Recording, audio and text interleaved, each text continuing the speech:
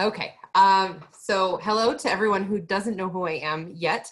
My name is Sara Lorenzen. I'm an outreach specialist for the Oklahoma State Regents for Higher Education. I support two initiatives that we have through the Oklahoma College Assistance Program, which is the division that I work for, called Oklahoma Money Matters and ReadySetRepay. Oklahoma Money Matters is all financial literacy, and ReadySetRepay is student loans and student loan repayment. So that's kind of what I'm here to talk to you about today. We're going to talk to you about funding your future. Now, this is for you or a kid that you have in your life, and just kind of some ways to mitigate costs of college. The best ways to pay for it, kind of tips and tricks of things that you can utilize to help. If you were in the first part of this series, this has been a series that's been going on all through June. Last week, we had my colleagues from Reach Higher, which is our adult degree completion program, if I can talk. Then they were talking all about helping adults get degrees if you stopped out for whatever reason. One of the things I thought was really interesting that she mentioned was that in 2025, it's estimated that in Oklahoma, 70% of the jobs are going to require some sort of post-secondary education. So that doesn't necessarily mean a four-year degree. So when I'm referring to college, I'm talking about really any post-secondary education, whether it's I'm going to a VOTEC or going to get an associate's degree or, you know, some sort of professional degree, just kind of whatever that means in your situation. So let's kind of get started. Okay, so first I want to talk about just kind of the different kinds of universities there are, because there are some distinctions. First, you're going to have your research universities. Here in Oklahoma, that's going to be OU and OSHRE. They're significantly larger universities than some of the smaller ones. Their faculty focus very heavily on research. Their class sizes are going to be quite large depending on what topic you are looking at. You then have your regional universities. So these are going to be a little bit smaller. The faculty does still focus on research, but not nearly as stringently. So you may be less likely to have like a TA or something teaching a lower level class. And that's going to be like UCO or Cameron, Langston University, East Central here in Oklahoma. All right, and then next you have your community colleges. So that's going to be Rose State, TCC, OCCC, NEO, A&M up in Miami. Those are all considered community colleges because they're two-year degrees. And then there are technical branches. The best way I can equate a technical branch is it's associated with a college, but it is like a VOTEC. So you're going to have more like EMT certification programs or things like that you don't necessarily, you may not have at a community college, more certificate programs that you can get through there. And right now under the state regents like purview, we have two, although there are more in the state. Both of them are OSU extensions, the one in Oklahoma City, which, you know, any of us that are in the metro are, you know, is very familiar with, as well as OSU IT out in Eastern Oklahoma. Okay, so now let's talk about cost, because before we talk about limiting costs, let's talk about kind of realistically what you're looking at to go to college. Now, it's an investment in yourself later on. So some of these numbers seem big, but there's a lot of different ways that you can reduce that number of what you're paying. So depending on the type of university you go to is going to depend on how much money you're realistically looking at spending to go to school. So a research university is probably going to be your most expensive option overall, where a regional is going to be a little bit cheaper, and then community colleges and technical branches are going to be a lot cheaper in comparison. But let's look a little bit more closely, because a lot of times I've talked to students and they will look at that tuition number and go, oh, well, the tuition at OU is cheaper than at a regional university. And the truth is it is, but the fees you're going to pay are a lot more expensive. And that's kind of where your cost comes in. And so when you're talking about the overall cost of college, you need to be certain of all of the different fees associated with it, how much your books are going to cost, how much it's going to cost to either live on campus or live with your parents, how much tuition is. So let's kind of look at this. Like I said, if you look at the different universities, this is average. This was the 2019-2020 tuition rates and fees. If you want to look into this in more detail, you can actually see this on the Oklahoma State Regents site, okhighered.org. And so these were published in September of this last year. The numbers will refresh around September of this year because they always publish those. So right now at a research university, you're looking at about $5,000 a semester. And this is based on 30 credit hours. So 15 hours per semester if you're only going those 2 semesters. But here's the difference. The mandatory fees you're going to pay, you're looking at almost $4,000 in mandatory fees for 30 hours at a research university versus $1,500 at a regional, $1,100 at a community college, and $900, just about $1,000 at a technical branch. So, and then when you factor in room and board, down here in the green, that's kind of what you're looking at realistically for a year in college. Now, that's not what you're going to see on your price tag, because with room and board, you can, students can choose to live with their parents and commute. They can live off campus and split rent with a roommate. All of those things are going to make it cheaper. This is just kind of the average of what you're looking at, as well as, commuter cost. If the student's living on campus, that might, balance out some of the commuter cost and the room and board costs. Okay, so let's look really specifically at this. I always tell students when I give this presentation to really look at what fees that you are getting to understand what you're being charged. Like specifically, this is the fees associated with 1 credit hour at OU. And I'm not trying to pick it up on OU, I'll pick on OSHRE here in a second. But you're looking at just their student healthcare fee, which is a great thing to have. They have a health center on campus that students can go to if they're sick and to take care of all of those things. But it is $74 a credit hour. So if for 1 class, you're paying that $74 fee 3 times. So it definitely is going to add to the costs. So when you're looking at where you want to go to school, if you want to not pay as much, you really need to look at the fees that you're going to be assessed for every credit hour that you're there, because it's going to make it way more expensive. So same thing, OSU, they've got this academic facilities fee.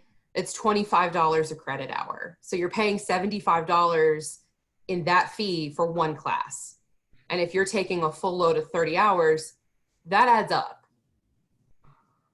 Hey, Sarah, are you charged all these fees if you, like the health care, even if you don't, maybe, you don't ever use it, or does this mean you get free health care because you go to OU, or everyone's charged it regardless? That's a really good question. That's a really good question, and I'm glad you brought that up. So that does not, it is assessed to every student across the board, whether you use the facility or not. Depending on the campus you go to, it does not necessarily mean that you're going to get free healthcare.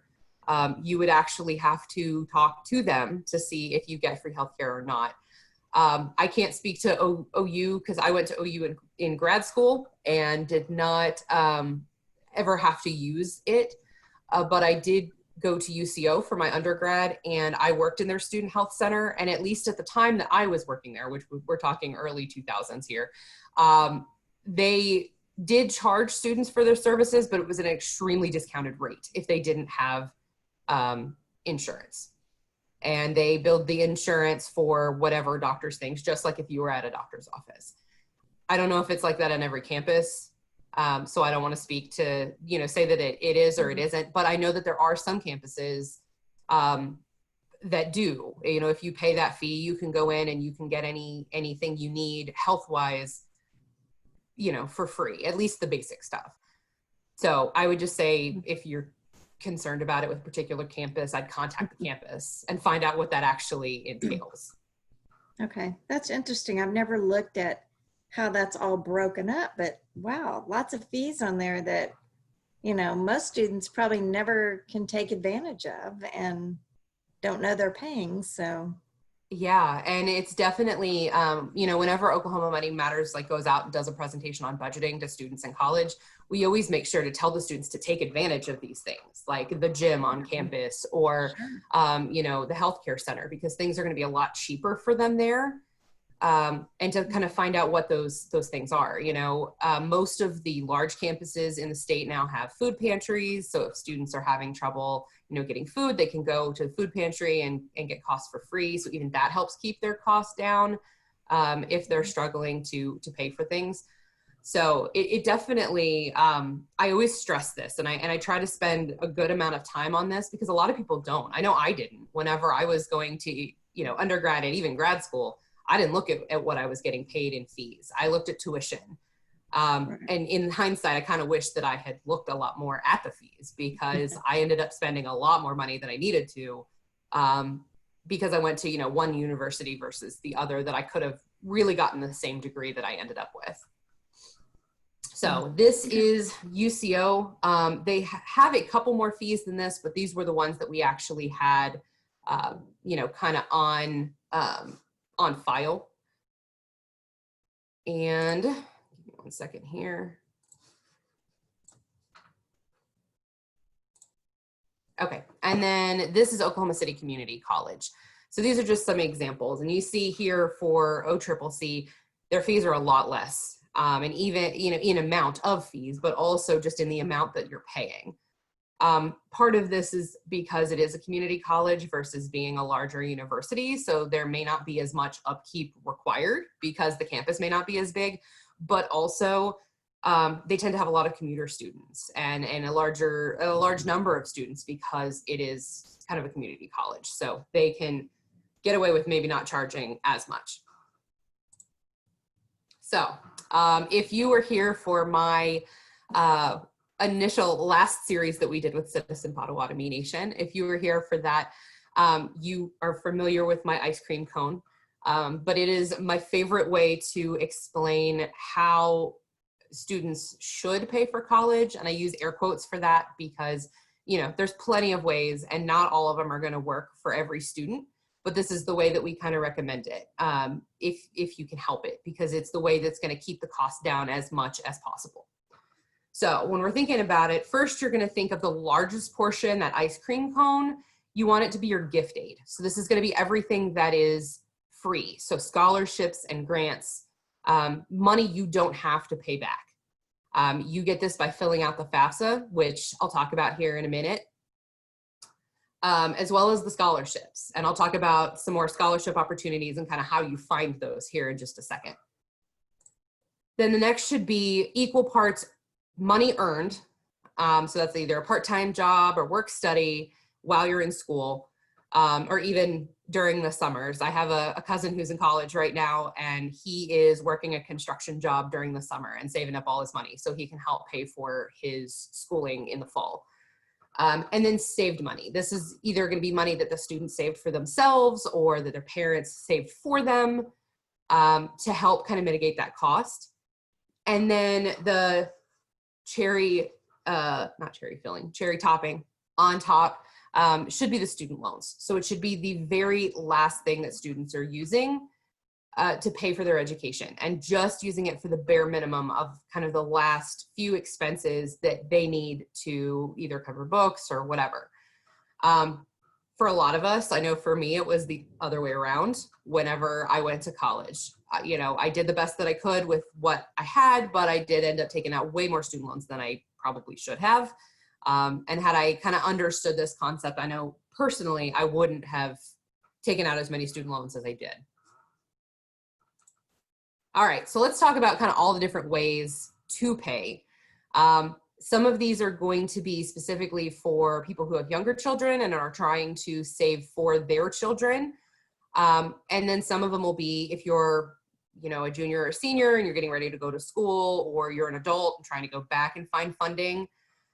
So we're just going to kind of cover all of those options. So the first is saving for your child. There are 529 plans, and those 529 plans allow you to save for college. There are a lot of tax benefits. You get a tax deduction in the state of Oklahoma for having a 529 plan. You have a choice of different investment options. It's kind of, the best way I like to describe it is it's kind of like a 401k for college. So you take money out of your paycheck, you put it away, and you can use those funds at any higher education institution in the US, and some of them abroad, depending on the institution. So even if you have a 529 plan for your child and your child decides they want to go out of state for school, you can still utilize those funds to help your kid pay for school. And they actually recently, I don't have it on this slide, they just recently passed where you can actually use some of those funds, not all of them, but some of those funds to help pay down student loan balances. So you can also, if they do have to take out a student loan, you can utilize some of that money to help pay that down. All right, and let's just talk about just regular savings.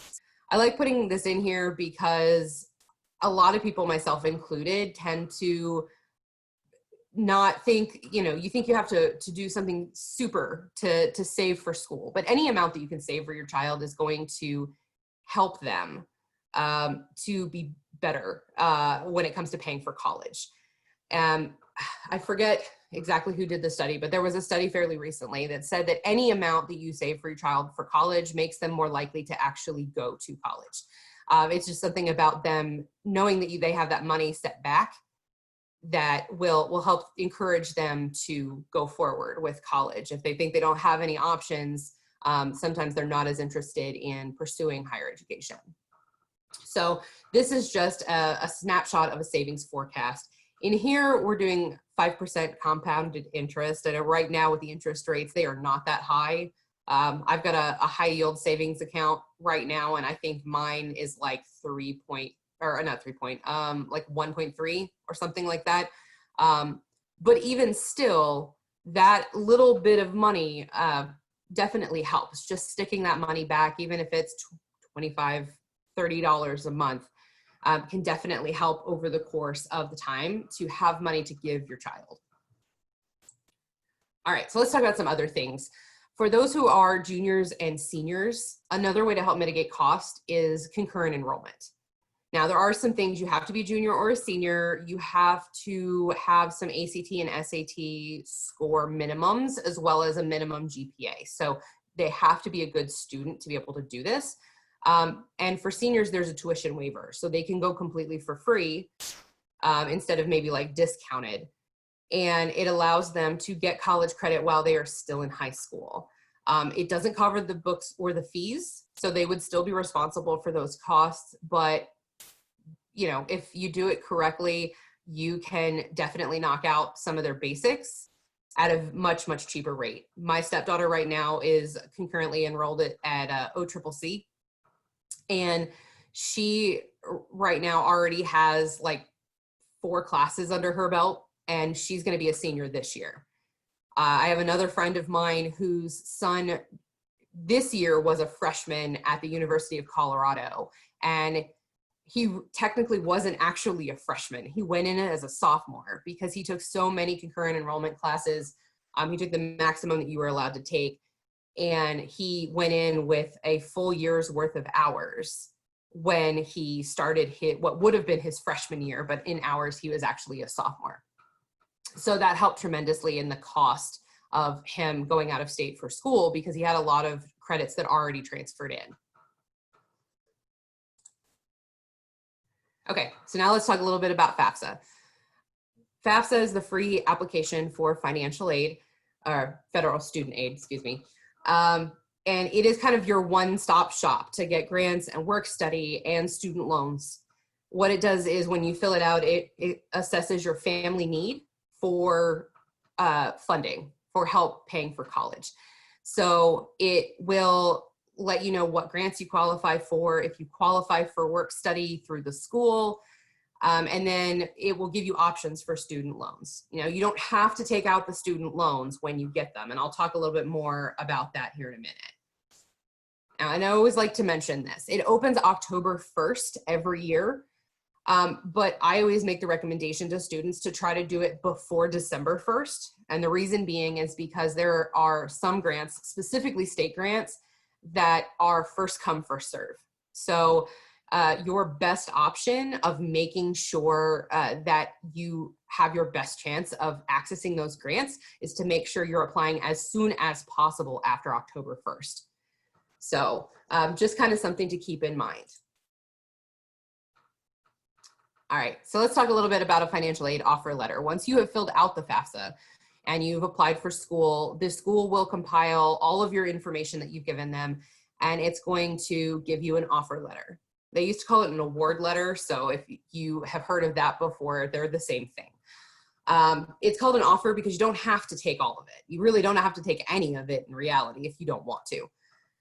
So let's kind of look at this. You're going to want to carefully review this whenever you get it. A lot of times now it is digital, so you may not get it looking exactly like this. So you're going to see your estimated cost of attendance. This is going to be everything that I showed you on those tables in the beginning of the presentation. So tuition and fees, room and board, books, transportation, and then other kind of miscellaneous personal things that you're going to need, food, school supplies, things like that.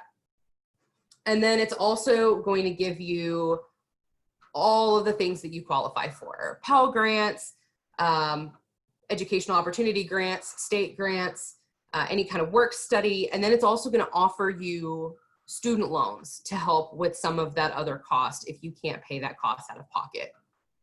Now, I circled this in red because I want to make sure that we talk about this.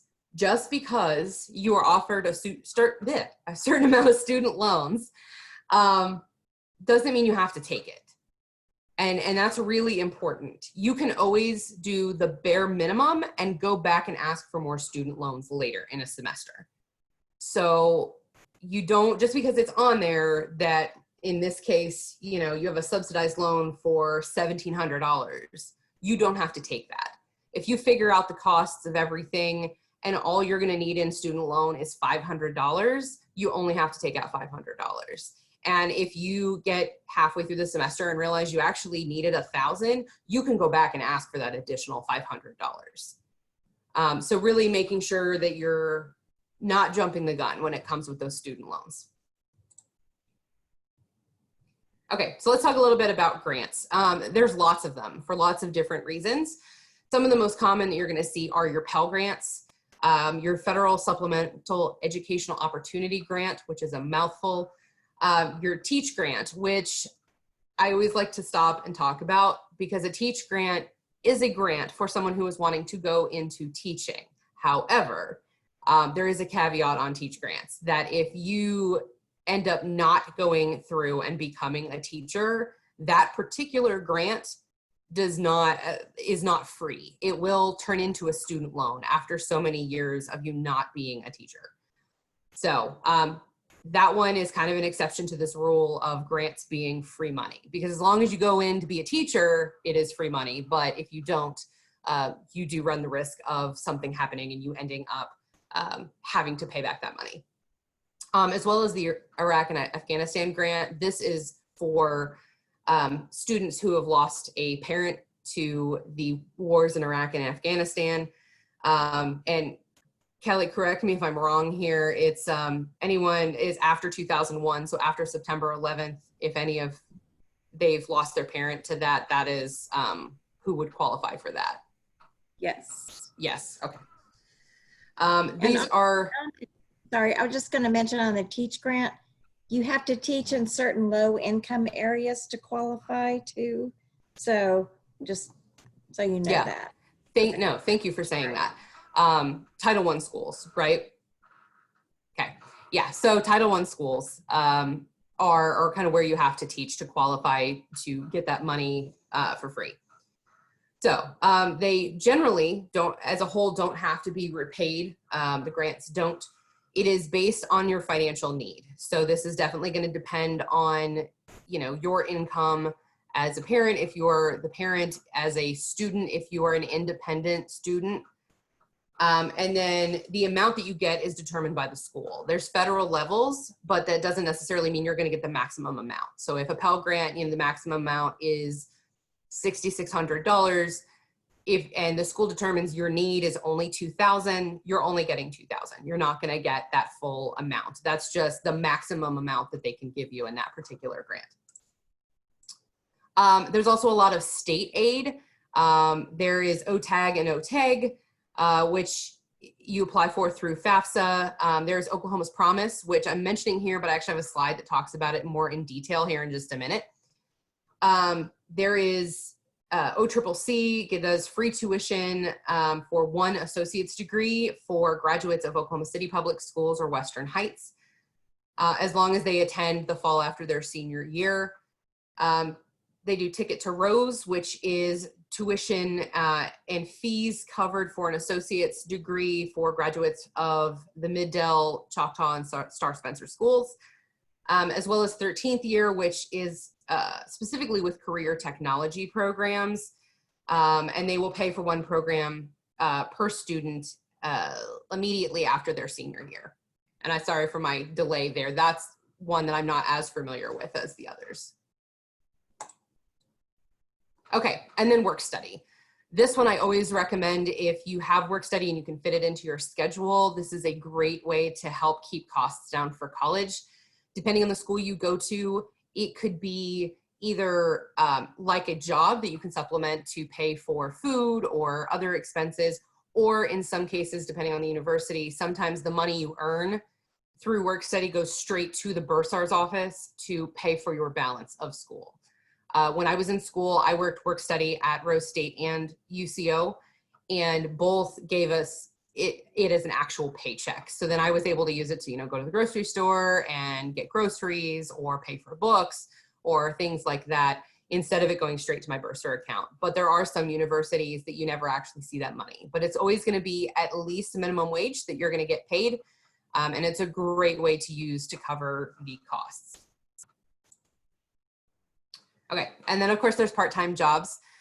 You can work up to 20 hours a week. It teaches you time management skills as a student, as well as money management skills, because you have to learn how to work within the money that you have earned, but also you have to worry about how you're going to pay, or not pay. You're going to worry about how you have to make sure you get all of your stuff for your classes done, as well as work. So it teaches you how to manage your time while you're in school. So it's definitely a good option that I recommend for a lot of students. If you can cash flow your education, so taking some of that money and putting it towards actually physically paying in cash for your balance of that semester, it's going to help you a lot in the long run, because you're not going to have to use student loans to pay for that balance. As well as it gives you spending money, just like a Workstudy would. One thing I always like to mention here is to make sure you're looking for tuition reimbursement. Not every part-time job is going to offer tuition reimbursement for students, part-time workers, but there are some. Off the top of my head, Starbucks, McDonald's, Taco Bell, all have some tuition reimbursement program for their part-time employees. There's a lot more, but those are the only three I know off the top of my head. But look into those, because that definitely helps. If you are working there and you make good grades, they will actually reimburse you for the cost of your tuition. And you can use that money to pay off student loans you've had to take out that semester, or to pay off balances that you have with your school. This also works really good in your full-time job too, if you do have a full-time job and you're trying to go back to grad school. I know at the Regents, they're really great and do tuition reimbursement for us. So there is a lot of my colleagues there who are going back for their graduate degrees, because they do have the assistance of the Regents helping pay for a portion of it. Okay, and then there's also military service. This one doesn't work for everybody, but it is a really good option if it's something that you're open to. Military academies, you can, if you go to a place like West Point or the Air Force Academy or Annapolis, to the Naval Academy, you can get your entire college education paid for. What you end up having to do is dedicate time after you've graduated to that particular branch, whether it be, you know, Army, Navy, Air Force. But their education is fantastic, and in a lot of cases is comparable to what you would get at an Ivy League school. And it's at no cost. There's also, if you don't want to go to a military academy, there is ROTC, which will pay for most of your college education. You will get training to learn how to be an officer in that particular military branch, as well as they will go and help pay for your school. And then of course there is active duty and reserves. I actually have a friend that was reserves all through college, and he got most of his college and his grad school paid for because he was in reserves. Okay, so let's talk specifically about scholarships. There's lots and lots and lots of scholarships out there. You just kind of have to know where to look for them. So we kind of recommend, and this isn't necessary, but junior year of high school, senior year of high school, trying to have a goal of filling out as a junior 1 to 2 scholarships per week, as a junior 2 to 3 scholarships per week. Making sure that you apply for more, you have a better percentage of getting approved for some and getting chosen to get those scholarships. They're awarded for all kinds of things. Normally you think, you know, merit, need-based, skills, athletics, some hobbies you have. I've seen some come across our desk at OCAP that are like, write a paragraph about what you would do for the zombie apocalypse. And, you know, as long as you're willing to take the time to actually write that out, you have a very good chance of qualifying for those. Okay, some other ways you can get scholarships are local libraries and businesses, places to look, community organizations and churches. There are institutional scholarships, and this one is huge, and I always just really cannot stress enough to talk to the institution you're planning on going to and seeing what institutional scholarships they have to apply for. When I went to UCO, I was in the College of Mass Communication. My undergraduate degree is in public relations. And what I was able to do just by talking to them was I found out that they had a mass communications tuition waiver every semester. And all you had to do was keep your GPA above a 3.0 and apply. No one ever applied for it because they didn't know about it and they didn't know to ask. So just because I had asked and I went through the effort of making sure that I filled out the form and turned it in by the deadline, I got a $500 tuition waiver every semester that I was an undergrad, just because I was a major of the Mass Communications College. There are lots and lots and lots of schools that do things that are similar. And then there's Oklahoma's Promise, which again, another slide I'll talk to you about. And there's also tribal scholarships, which a lot of you I know work for the nation. So I'm sure that you guys are aware that the nation does have several scholarships. And if you're interested in those, we've got some lovely ladies on the call who can tell you more about the specific ones for Citizen Potawatomi Nation. Although I know there are many other scholarships for many other tribes. It just kind of depends on what tribe you're at. So now some other places you can go to is one of the websites that we run at OCAP. And it is everything you need to know about preparing, planning, and paying for college. We have an entire database of scholarships on that website. My colleagues that run that program update the scholarships every month. And you can look at them for a bunch of different things. You can go in and look by month, what is coming due that specific month, but then you can also go in by category. So if you're an adult learner trying to go back to school, if you are studying the arts, if you're a particular ethnicity, if you're LGBTQ, if you have any kind of special needs, there's a bunch of different categories that you can use.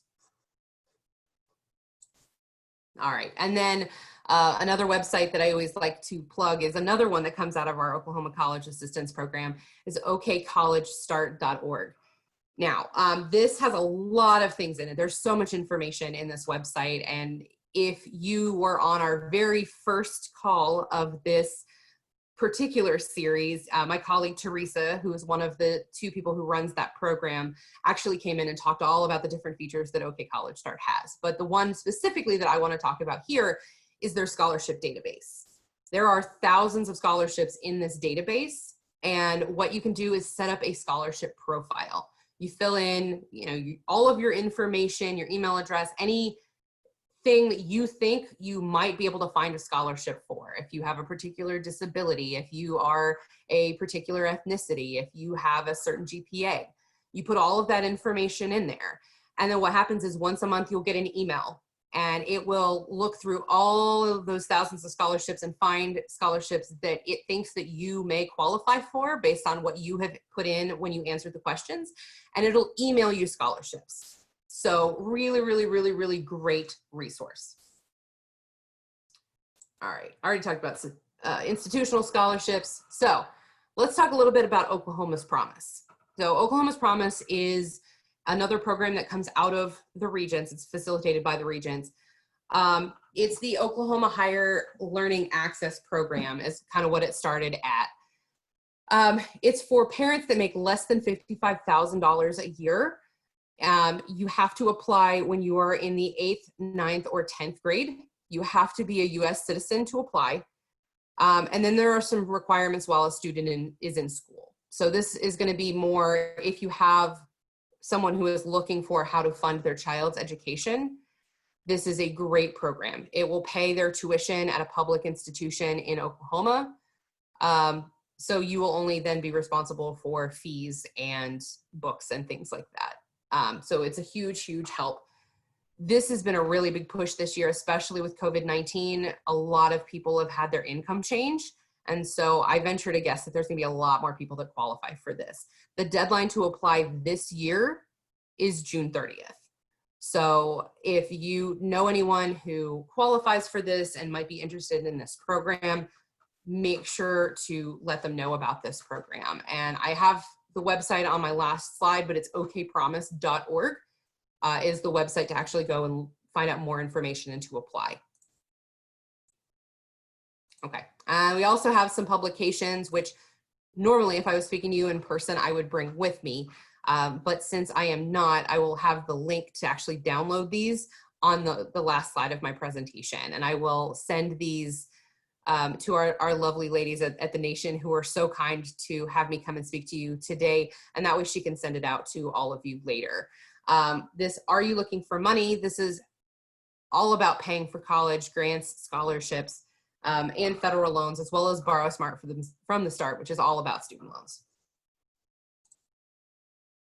All right, some scholarship tips. Just think of all of the things you're interested in. Extracurricular activities, what things best fit you and what you're doing. Review the programs. Are you the ideal candidate for the program? If they are wanting someone who is a football, plays football, and you have never stepped out on a football field, that is probably not going to be the scholarship for you. But if you are on the chess team and it is a scholarship for someone who plays chess, definitely you are going to be a good candidate for that scholarship. So before you spend your time applying, make sure you meet all those requirements. Make sure to stay organized, keep an eye out for deadlines. There are so many times when people will be excited to apply for a scholarship, but then won't pay attention to when the deadline is. That's really, really important because you'll immediately get disqualified if you miss those deadlines. Make sure you proofread things. If you are not good at proofreading your own work, make sure you have a parent or a friend or someone read over your work for you. And then make it personal. They want to know who you are. So if they don't want just a standard answer. They want to know who you are, and they're more likely to give you that because of it. And then go for the small awards. Everybody goes for the scholarship where it's, build a duct tape prom dress for, was it $25,000? Go for the ones that are $250, $100, because those amounts are going to add up and you're more likely to get those because people don't go for them. And also go for the scholarships that have essays.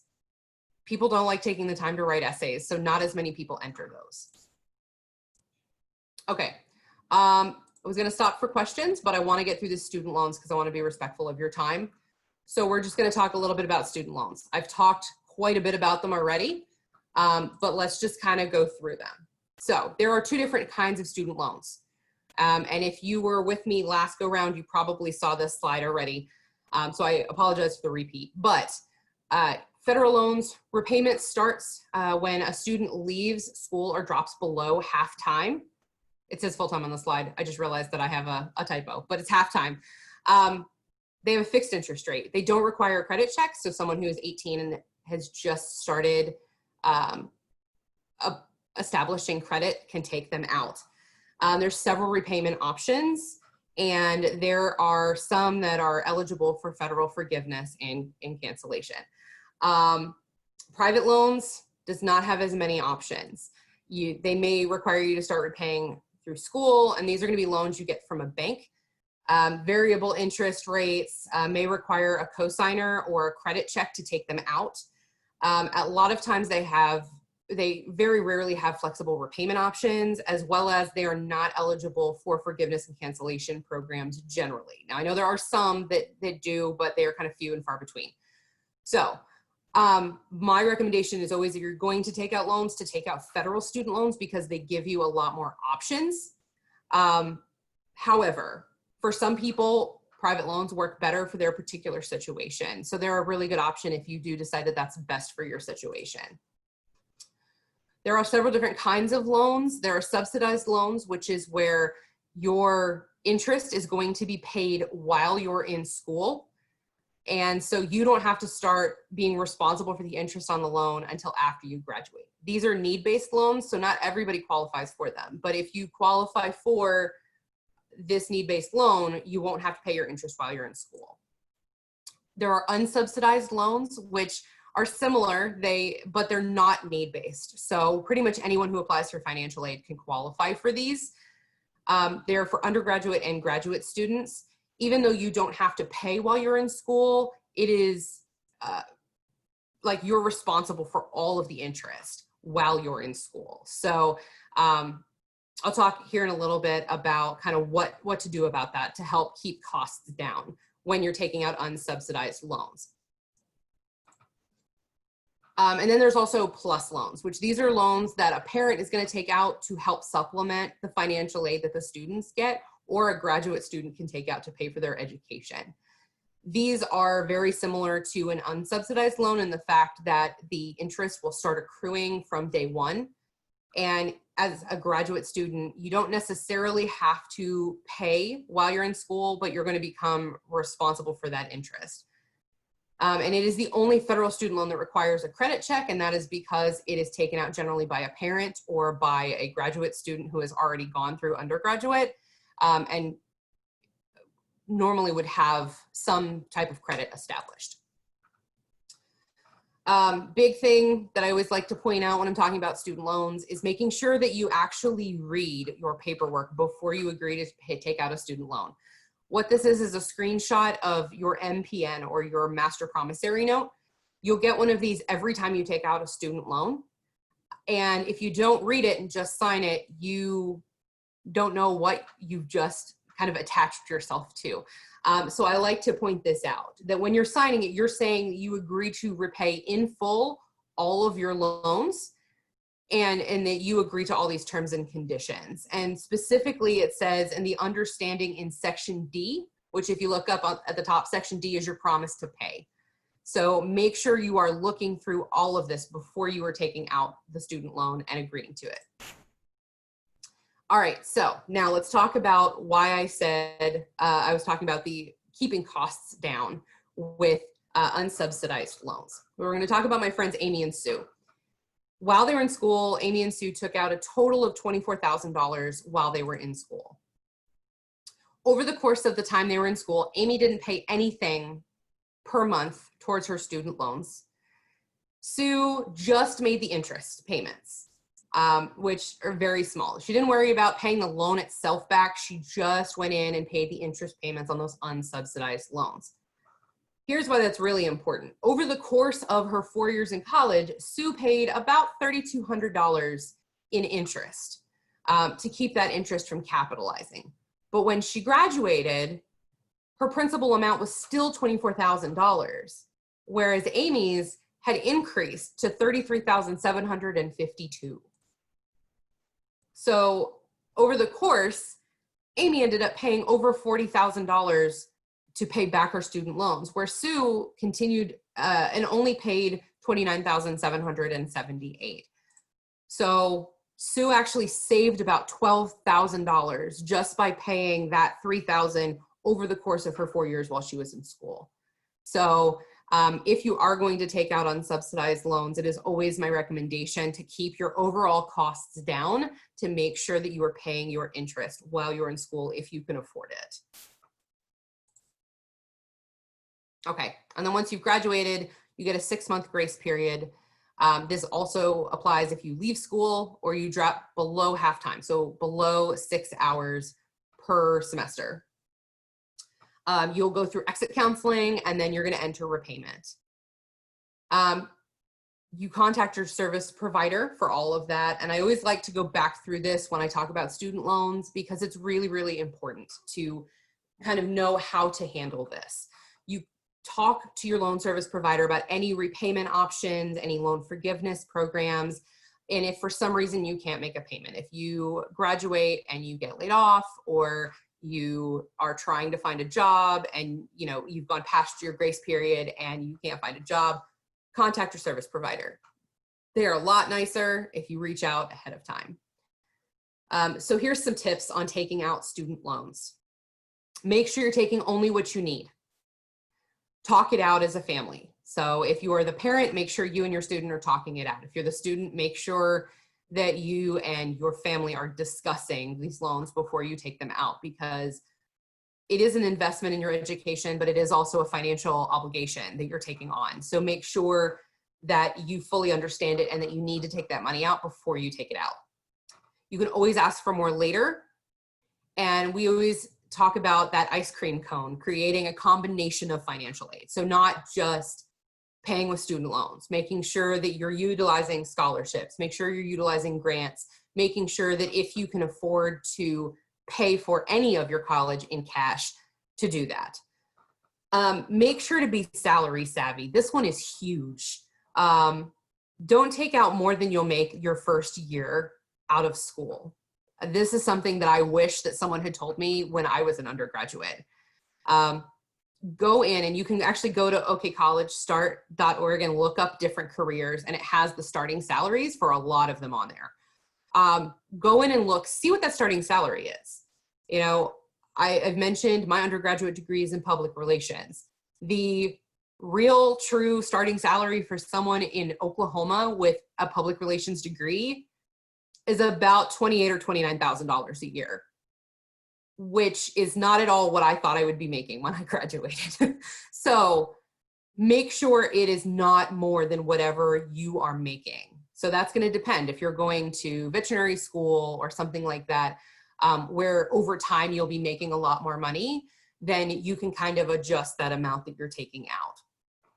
Make sure before your grace period ends that you're budgeting for repayment.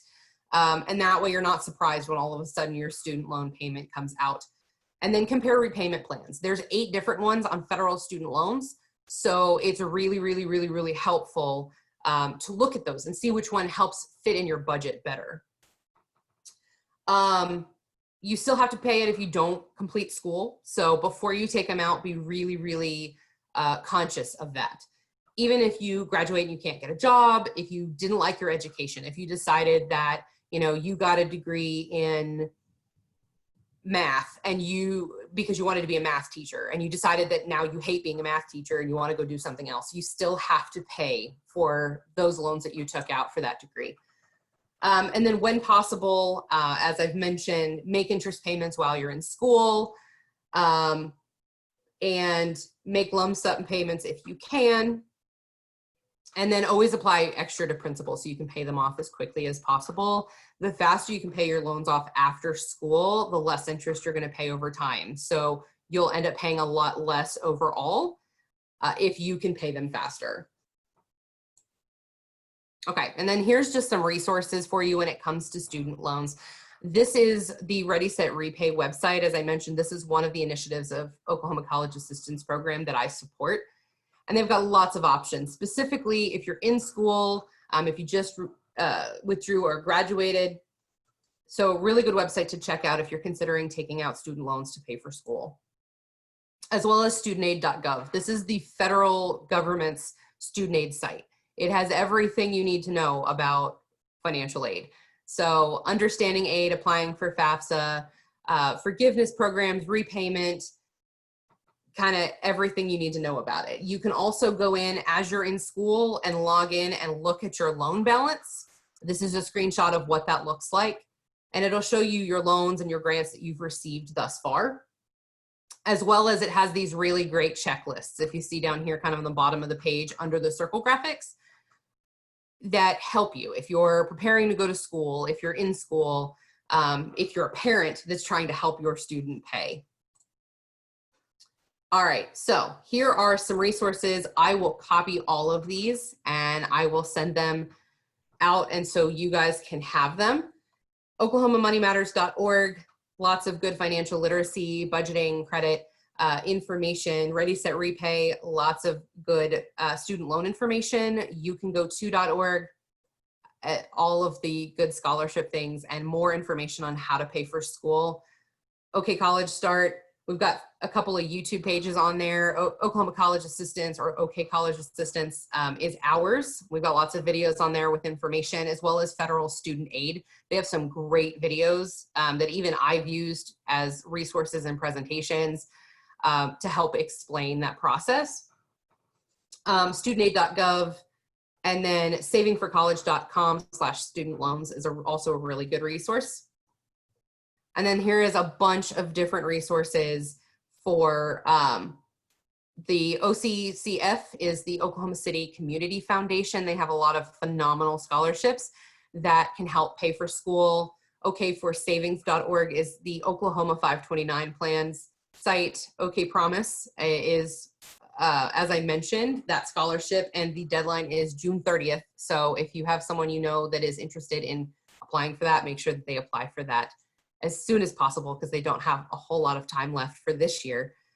And then these last four, I will send. These are the links to the PDF of the publications that normally I bring when I come to a presentation like this. So you can download those documents and still look at them. And it'll talk all about scholarships, or Cradle to College, which talks to you all the way through having, you know, setting up savings to paying for your children to go off to college. And it kind of covers the whole gamut of that. I've got about 5 minutes left. So if you have any questions, please unmute yourself and ask away.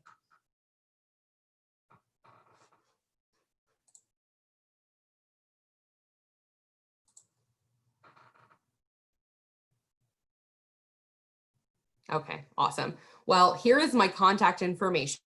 So if you guys end up with any more questions you think about after the fact, something that maybe I didn't cover, you needed me to clarify, please feel free to shoot me an email and I will do the best I can to answer you. And if I can't answer you for some reason, I will find someone who can get that answer for you. I want to say thank you again to Citizen Potawatomi Nation for having us do this series. It's been wonderful, and we're really honored to work with you guys to help. As well as I would like to kind of invite you to come to our series next week. It'll be the last one in the series. We are talking all about public service loan forgiveness. We did this in the last series, but we're going to cover it again because it was really popular. We had a lot of people ask for it. So we are going to redo that, and it's going to be really great. So if you're working for a government or nonprofit entity and you're interested in learning about how you might be able to get your student loans forgiven, make sure to join us. You can sign up on the Citizen Potawatomi Nation page. And that is all I have. Do my ladies from Citizen Potawatomi Nation, do you want to jump in and say anything before we sign off? Nope, you guys are good.